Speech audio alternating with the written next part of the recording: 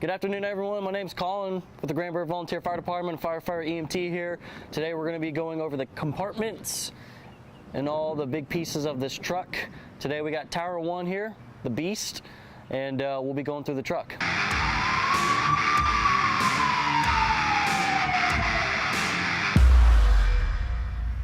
Here we have our pump panel. We're not going to get too in-depth into it because we're in our beautiful stage of a cocoon. We're just a fireman right now. We're not an engineer. So we're going to start off at least over here. We got two sections of hose here. We got 200 feet of 2-inch on the top here. Easy way to remember it is blue 2. So our blue hose line is our 2-inch, and we got 200 feet of it. And then also below we got 200 feet of 1 3/4. These are what we call our cross lays. So we have 2 of them right here. We got our pump panel here. Again, we're not sprouted out as a beautiful engineer yet. We're just a fireman right now, so we'll worry about this later. And here we have our emergency valves here. This is for the emergency levers for the outriggers and the aerial itself. Again, we're not going to go in depth into that. That's more of an engineer's operated compartment, so we'll hold off on this. Our first compartment in here, we got a couple of tools in here. It's more of an engineer's compartment, but we still have a couple pieces of tools as a fireman that we might use.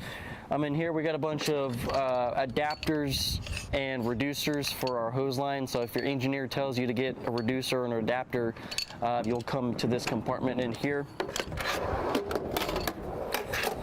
If you need to tighten up some hoses, or our 5-inch LDH hoses, we got a couple of Storrs wrenches, and then we also have spanner wrenches to tighten up hose. And we also have 2 gated Ys, so if we need to add another section of hose, you'll use one of these.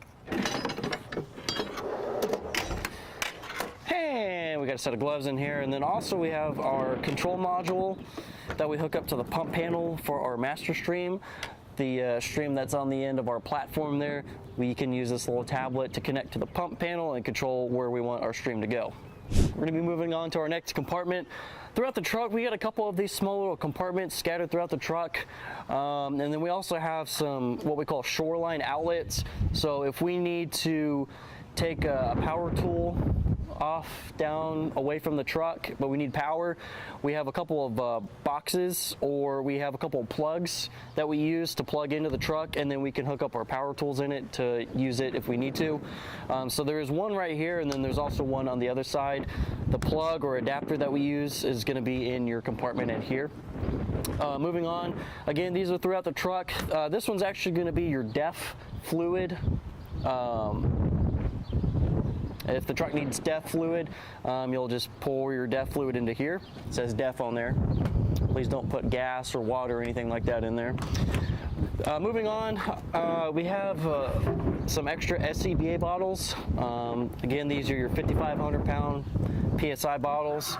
So those are going to be scattered throughout the truck as well. We also have another one of these bigger compartments on the other side.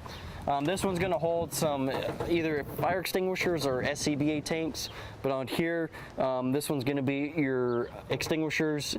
You got a water can, or a pump can we call it. So this is just water, maybe a little bit of soap in there. And then also you have a 10-pound and a 20-pound dry chemical extinguisher, we call it. So these are used for Class A, B, and C fires. Got a bunch of different tools in this compartment. We got some what we call CMC rescue tool, or CMC rescue hardware. We got 200 feet of rescue rope in here, followed by some extra pulleys that we use for low angle, high angle rescues. We have some extra 2.5-inch hose line here. We got 2 of these on this truck. This is what we call a mega mover. So if we need to lift a large patient, we can put them on this device here, and it's got a bunch of straps that we use to lift it up. We also have some extra nozzles, and we also have our blitz fire in here in case we need to do blitz fire operations, so a garage fire or a scene where we need a large amount of water. We can use one of those. Moving on, we also have some salvage tarps we use for salvage and overhaul.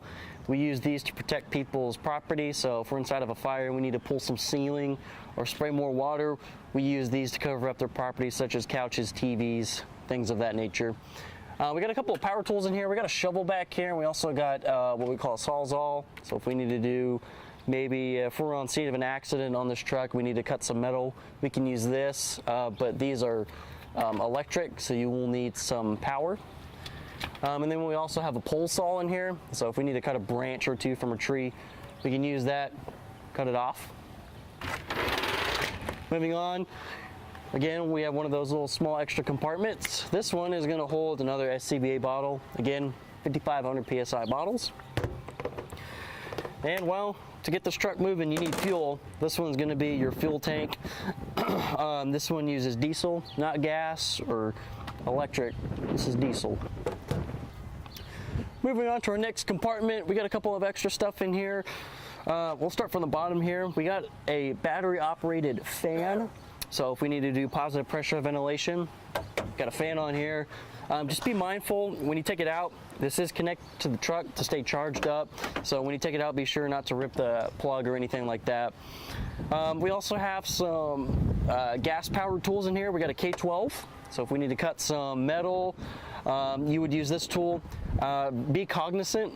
We have two types of blades. We got a metal cutting blade already on the K12 here, and then we also have a diamond tipped one, so that one's more universal, so you can use it for concrete, metal, cinder blocks, things of that nature. But again, be cognizant, the one on here is for cutting metal, so be careful on that. We also have a chainsaw in here, and we also got a decon kit, so if we do operations inside and we got a bunch of junk and dirt and all kinds of nasty stuff on our gear, we can use that to get it off. We also have our power bank. I mentioned it earlier, we use this to connect to the Shoreline plug on the truck, so if we need to use maybe our electric sawzall in here that plugs in, we'll use this or our adapter that's in there. We also have a 5-inch LDH clamp, so we can go ahead and put that around our 5-inch hose line, and if we need to stop water flow to maybe connect to a different truck, we can use this clamp and it'll clamp down on the 5-inch. Next here, we got a couple of extra stuff in here. We got a toolbox in here. It's got a bunch of screwdrivers, maybe a little wire cutter, clamps. So that's in here. We also have a roof kit and a sprinkler kit. So we use those if we have maybe a hole in the roof. We got a bunch of nails that we can use to secure the roof if we need to. Sprinkler kit, if you have a blown sprinkler head, there's a couple of wedges in there that we can use to stop water flow. We also have an extra pack in here, SCBA pack. If our engineer wants to go play fireman, we got an extra pack in here. And we also have a little mini crash kit in here. It's got a heavy duty blanket, so if you need to do extrication or anything, there's a little blanket to cover the patient. It's also got some cutters in case you need to cut the battery of a vehicle. Moving on. In this compartment, we got rescue harnesses in here.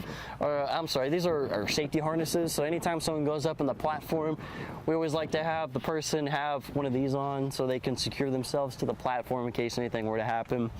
We also have some extra cones in here. We also have some additional rescue equipment. We got more cones in here, and then anyone that is performing rescue operations, we do have some hard hats in there, and then we also have some more rescue rope in this big bag in here. Back here we have our ladders and extra hand tools. We'll start in this little compartment here just so you guys are aware. We're still in our cocoon stage, so we're just a fireman. We're not a beautiful engineer yet. But back here we have our engineer's control panel to set up the outriggers for the truck so we can deploy the aerial. This compartment we don't need to be worried about right now. We'll get there down the road. I mentioned ladders and some extra tools. They're going to be in this compartment in here. You got a bunch of stuff here. So you got a 28-foot 2-section extension ladder, and you also have a 35-foot 2-section extension ladder. You also have a 10-foot folding ladder, a 20-foot roof ladder, and then you also have a 16-foot roof ladder. And then we also have a 17-foot little giant, we call it mini ladder, changing out smoke detector batteries in people's homes. This is a great ladder for that. Our hand tools, we also got a couple of trash hooks, trash rakes we call them. We got one right here and one right here. We got 2 drywall hooks, and then we also have 4 New York hooks in here. You got 6 foot, 8 foot, 10 and 12 feet hooks in there. Your bottom one's going to be your biggest or tallest one, so if commercial setting, you would want to use that. And then anytime you're in a residential setting, you want to either use a 6 foot or 8 foot if it's a tall house. And then down here, we don't need to worry about it too much, but just so you guys are aware, this is your PTO generator, so any kind of additional power that you need will be coming from this.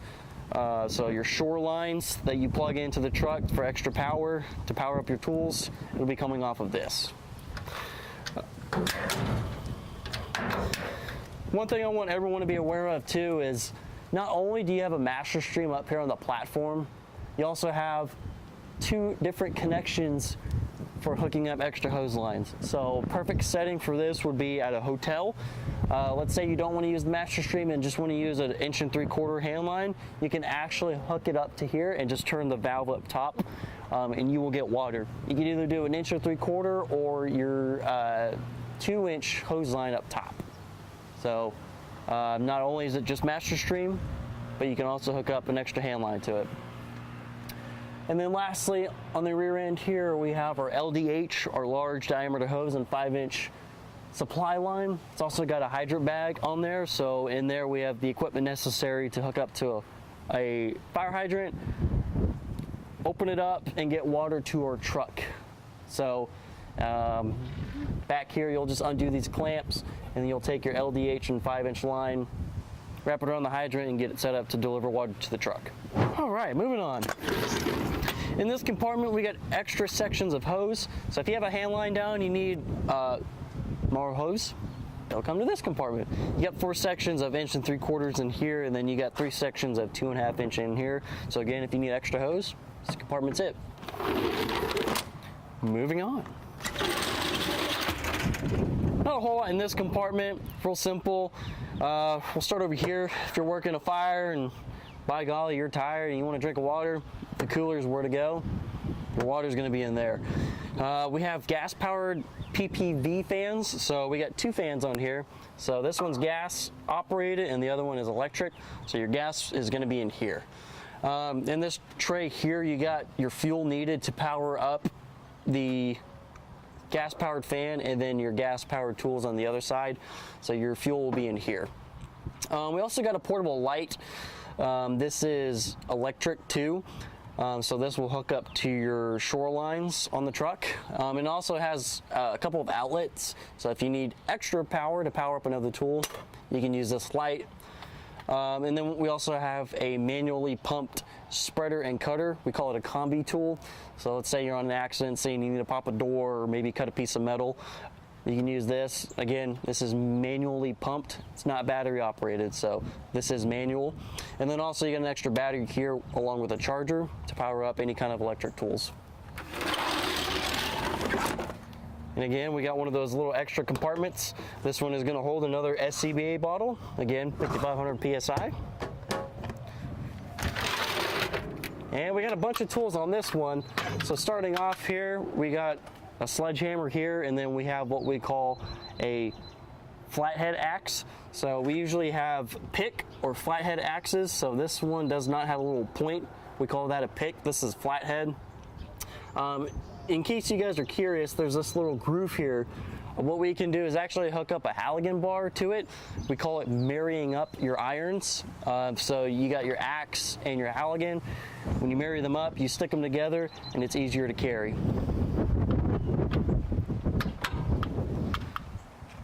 Over here, we got our Halligan that I just talked about. We can use this for forcing doors, and we can also use the pike on here to use it for stabilization if we're on the roof.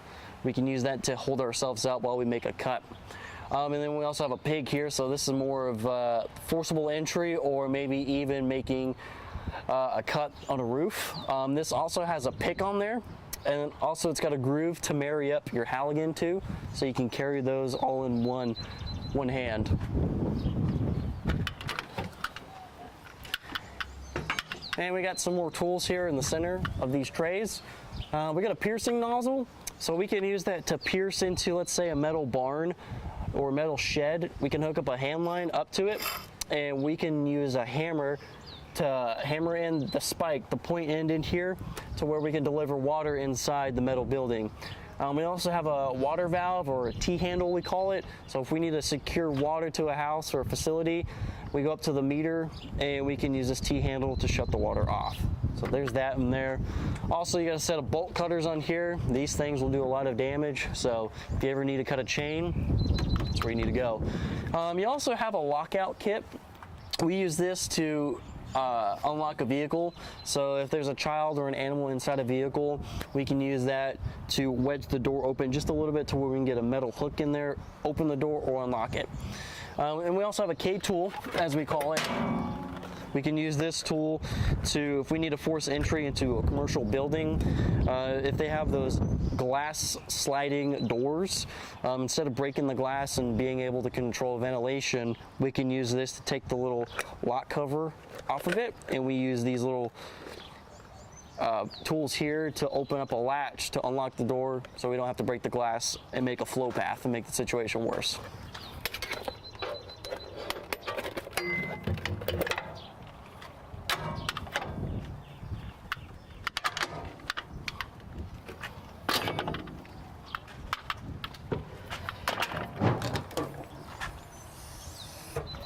Moving on, we have one of those extra compartments. In here, we just got 3 extra SCBA bottles. Again, these are 5,500 pound PSI. This is another SCBA bottle, so again, 5,500 PSI. I mentioned it earlier when we were on the other side of the truck, we had 2 shoreline connections. Here's the other one. So if you need to power up another tool on the other side of the truck, you can go right here. In this compartment, we got a couple of extra stuff. In here, we got our 5-inch LDH, what we call short shocks. So these are only 25 feet instead of your standard 100-foot supply line. So if you need just 25 feet, this is where you need to go. And also in here, we also have our mega mover. And again, I mentioned we had 2 of these. Here's the other one. We also got 100 feet of rescue rope, and then we also have some rescue hardware. So it's got some figure 8s and D-rings and pulleys in there. So if we need to do some sort of rescue, we got some extra equipment in there. And then also you have a foam line. We hook this up to the truck, and then we also place the tube into our foam tank, or I'm sorry, our foam bucket. And if we run out of foam in the truck, we can actually use this foam line to suck up the foam from the bucket into the truck. So now we have more foam. There's not a whole lot to this compartment, but there's some important pieces of stuff in here. You got 2 spanner wrenches and you got a hydrant wrench. So let's say your hydrant bag in the back doesn't have one. Oops. You can come into this compartment and there's a hydrant wrench in here.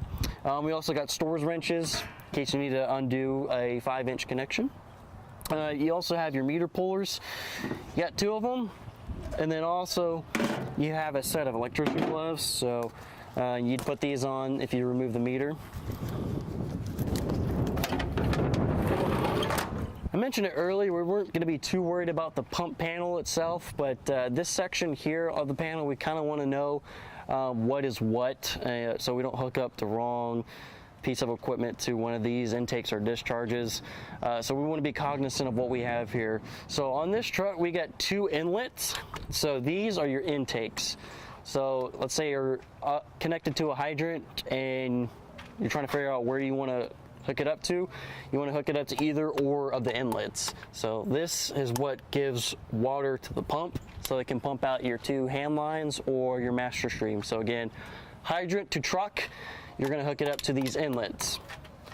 We also have a large 5-inch discharge. So discharge means water going away from the pump. So if you're hooking up a water hydrant to this, you don't want to do that because, well, no. So again, hydrant to truck, you want to hook it up to the inlets. And this is extra water coming out of the pump to maybe if you need to hook it up to another engine, maybe it needs water, you can hook up a 5-inch to this, and this truck will deliver water to that engine. So again, discharge away from the pump, inlet to the pump. We also have an aerial inlet. So this one's kind of unique.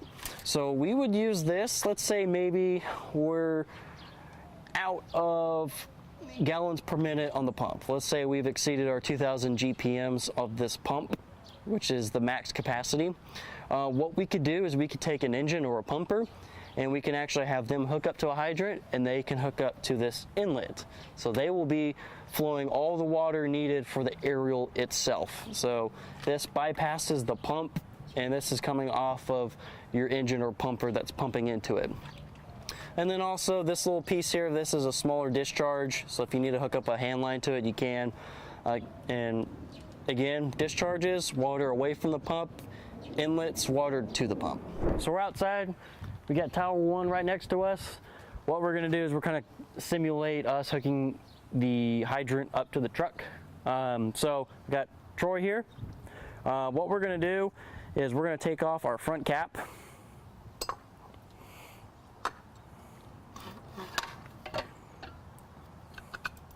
Okay, so our front cap is off. What we want to do is we always want to what we call bleed the hydrants or flush them out.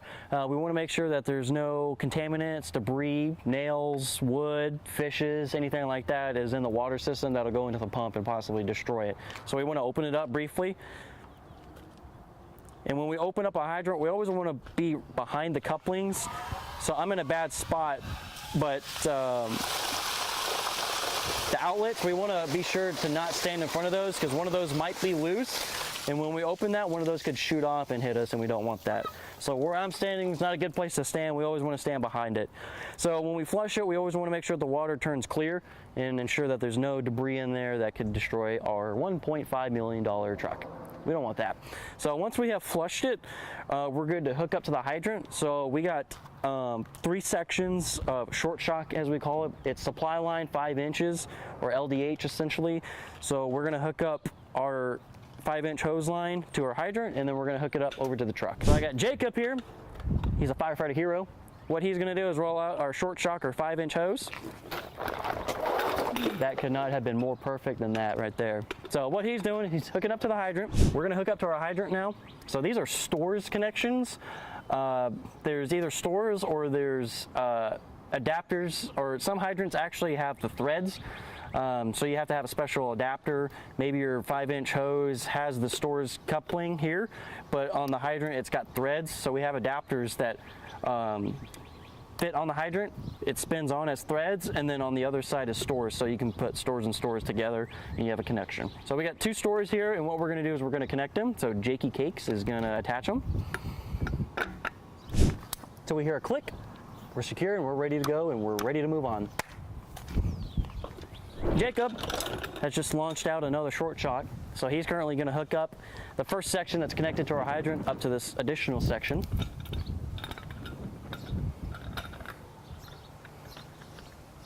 Sometimes hooking up a section like that over there can be a little difficult. You might need another hand or 2, but you should be able to do it with one person, as you just heard a click there.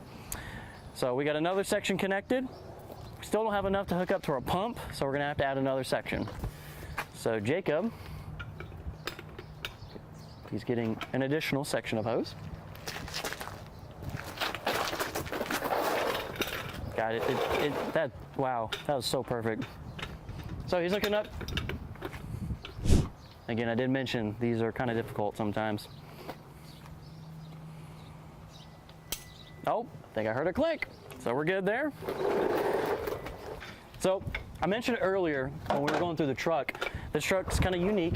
It's got 2 inlets, also has an aerial inlet, and it also has a large diameter discharge. So that's when it comes important to know where to hook the hose up to.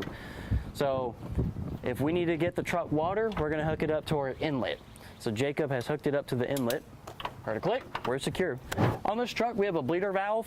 They're on all the intakes here, this one as well. We like to have that on, so once we send water, a pocket of air will come through here, and this bleeder valve will get rid of that air, and it'll be just straight water being sent to the pump. So we like to have that on. So I'm gonna go and signal Troy to start opening up our hydrant. Troy, water! All right, we're ready to send water up to the truck. Troy here, he's gonna open up our hydrant. Again, when we charge it, we wanna be behind the hydrant, just in case one of these caps here, if they're still on, if they're loose, you don't wanna get a cap to the knee or anywhere else, which will hurt. All right, so we're gonna charge up our line. We're gonna do it slowly, because if we do it fast, we're gonna send a lot of water and a lot of pressure to the pump, and that could probably, well, not be good. So Troy here, he's gonna open up slowly. And again, I'm not standing in a good spot. I should be behind it.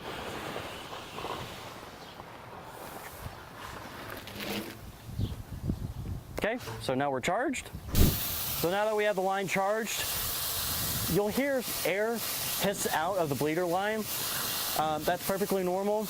Once you get a steady stream of water like we have right here, we're gonna go ahead and close the valve. So what we do, just simply turn it off like that, and we're good. So we have water up to the valve, but there's no water getting to actual pump yet. What we need to do is we need to open up this valve. So this little valve here, all it does is turns. So you want to do it slowly, so you don't send a buttload of pressure to the truck. So now valve is open. Now we're getting straight water to our pump, and we're ready to flow water. All right, so now we're at the truck. What we're gonna do is we're gonna set the truck up, and then we're gonna flow the aerial. So first we're gonna set the truck up. What I'm gonna do is I'm gonna turn on our aerial master button, our aerial PTO, our generator, and I'm gonna make sure everything lights up, everything's good to go. I'm gonna go to the rear of the truck. We're gonna go to our handy dandy control module here in the back. We talked about it just briefly, but when you're an engineer and operator of the truck, you're gonna know how to operate it. I'm gonna turn on a lever. I'm gonna start extending out the outriggers.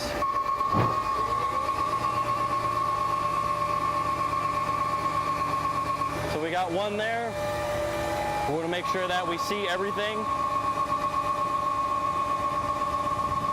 Okay, outriggers are down. We wanna put them on the ground. We got one on the ground. Got the other one on the ground. We're gonna make sure they're fully seated onto the ground by holding both at the same time. Okay, and then now we're gonna level the truck out by just holding one button, and the front and rear stabilizers are gonna level the truck.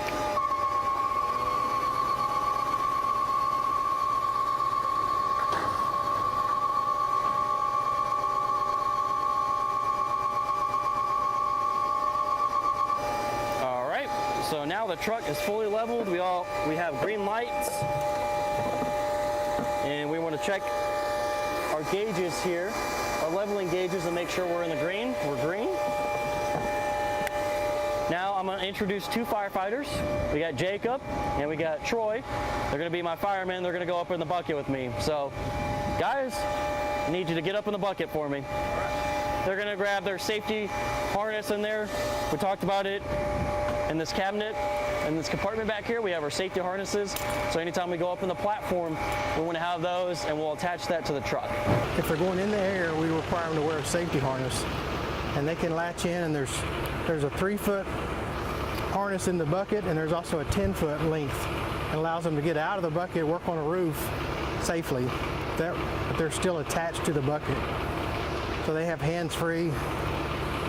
So anytime we're doing any type of rescue work in the aerial, we'll have these on.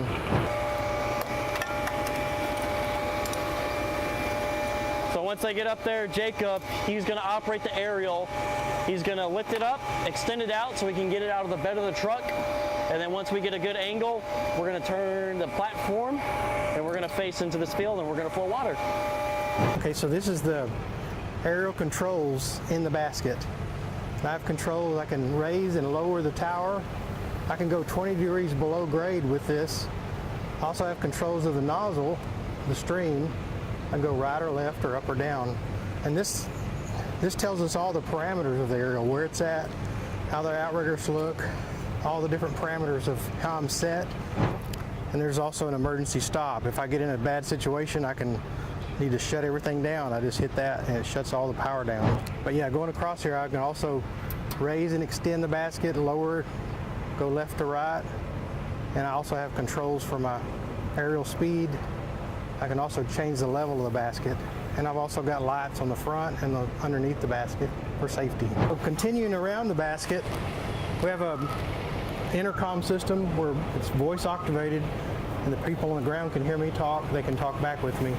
And also have, when you've got your belt on, you'll plug into these little extensions that allow me to plug in and step off the basket to work. And they're connected to the basket. Looking down the basket, we have a hose box. We carry 100 foot of hose and a nozzle in there. We can extend that off the front of the basket to work like inside of a structure. Also have hand tools, like a pike pole, 10-foot pike pole, and also a roof ladder. So we can let that roof ladder down on a parapet off to the side and bring a basket up.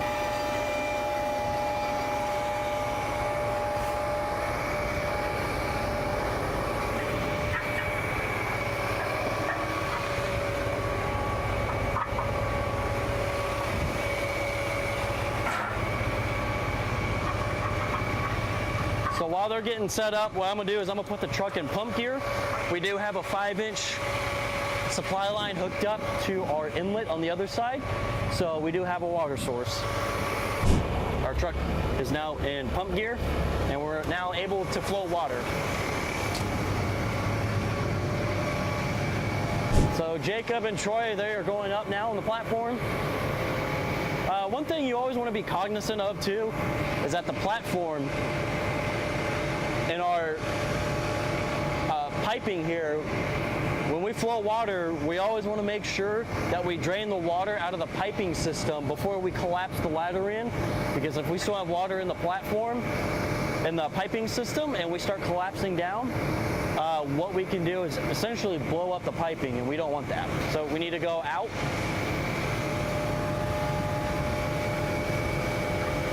And anytime we operate the aerial, we always want to make sure that we're clear of any kind of power lines.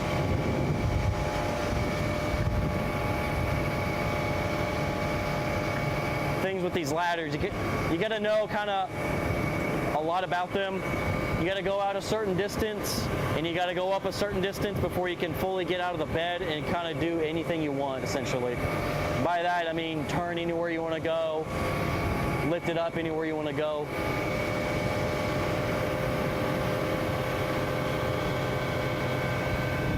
Okay, so we're lifting up and we're turning.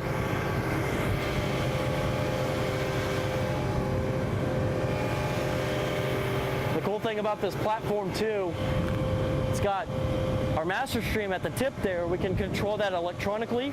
There's switches up at the top of the control panel, and then there's buttons on the actual master stream itself that you can push and it'll electronically move, change the stream.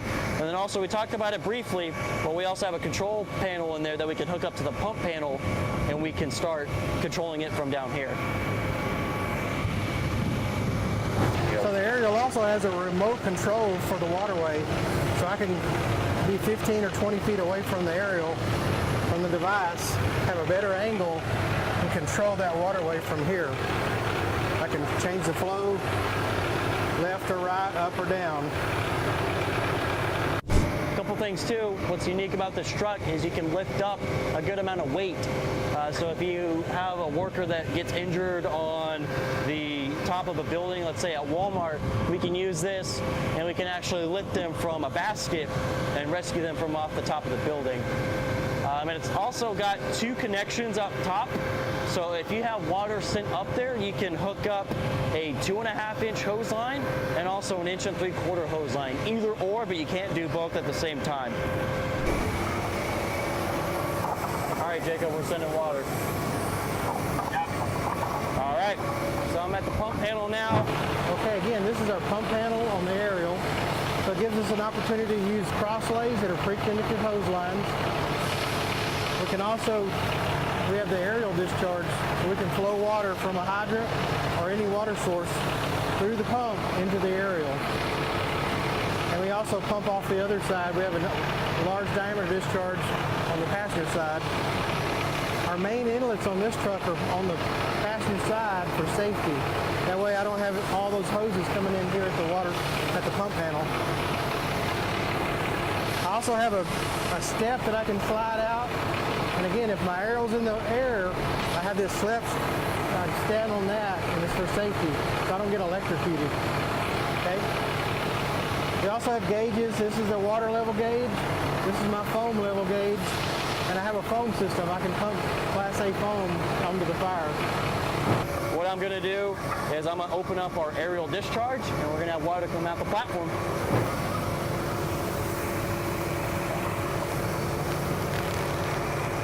Well guys, that's all I have for you. This is Tower 1. My name is Colin Purin, again, firefighter EMT here with the Granbury Volunteer Fire Department. Thank you for joining me with us here at Station 1, home of the Station 1 Pirates. Again, Tower 1. Hope you guys enjoyed. Stay safe.